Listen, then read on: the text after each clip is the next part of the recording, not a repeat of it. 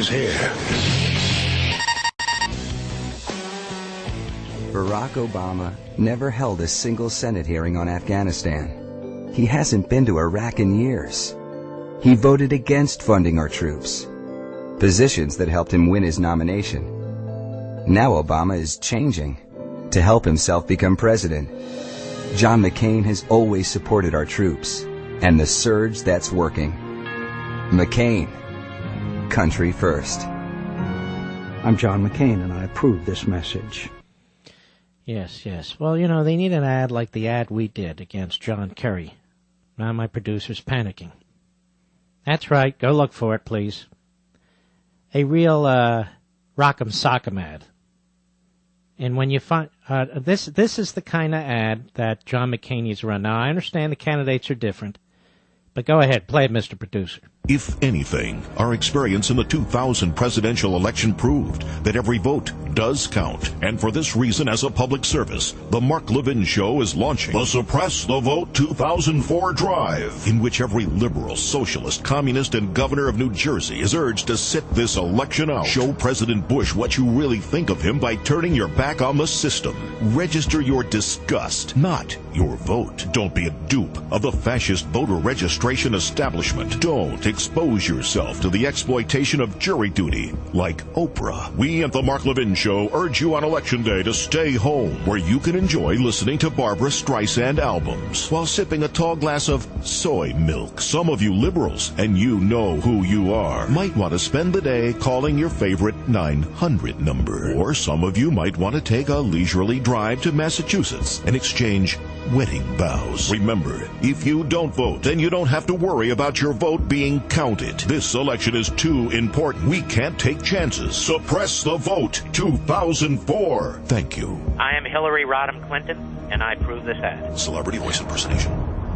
I gotta write another one. That cracks me up every time I hear it. All right, shall we move and get some calls here? It's Friday. Here's another old commercial I wrote for 2004 election. Now, a lot of the audience is new or certainly wasn't around then, as I was doing a local show. So, for your listening pleasure, remember, put your mindset back to 2004. Go. John Kerry said that this election is about 5 words. This election is a wake-up call. We at the Mark Levin Show say this election is really about 3 words. Please go away. Or maybe it's about 14 words. A large, pasty-faced man with horse-like features wandering around battleground states and babbling incoherently. Or perhaps the election is about 7 words. Shooting yourself in the ass with rice. This election could be about 14 words. Pick a slip-and-fall lawyer who talks like Gomer Pyle for vice president. No, this election is about 22 words. A man who is leading the war against terror versus a man who is fighting a persistent rash on his inner thigh. In the end, the Mark Levin Show believes this election is about 7 words. McGovern, Carter, Mondale, Dukakis, and now Kerry. Remember, Election Day for regular Americans is Tuesday, November 2nd. You liberals get to vote on Wednesday, November 3rd, so you can avoid the long lines. I am Hillary Rodham Clinton, and I approve this ad. Celebrity voice impersonation. You have to admit, those are good. We'll have one more next hour. I really do need to get pen in hand and write a few more of these things, bring them up to speed. I'll have to use words like Milhouse, and we'll mention Michelle Obama, just because it so pisses off the left. These are oldies but goodies, these 2004 political commercials. And look at the power I have behind this mic. I want to get this out of my system. So let's play the last one. Go. I served with John Kerry on a secret mission in Cambodia. I can vouch for the fact that it did occur on Christmas 1968. His rice-related injury wasn't caused from a self-inflicted errant grenade. It actually occurred when he failed to tip a waiter at a trendy Thai restaurant. And this wasn't the only food group injury John suffered. He was the victim of a series of culinary wounds. During the first night, while opening a can of sea rations, Kerry cut his ring finger on his right hand. And yes, Bob Dole, he did bleed.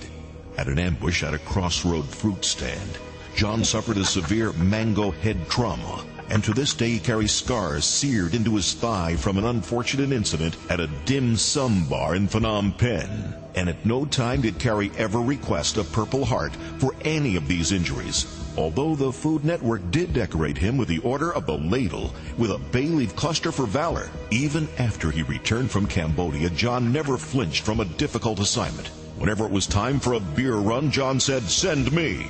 Whenever we needed pizza, John said, "Send me." Whenever it was time to pay, John said, "I forgot my wallet."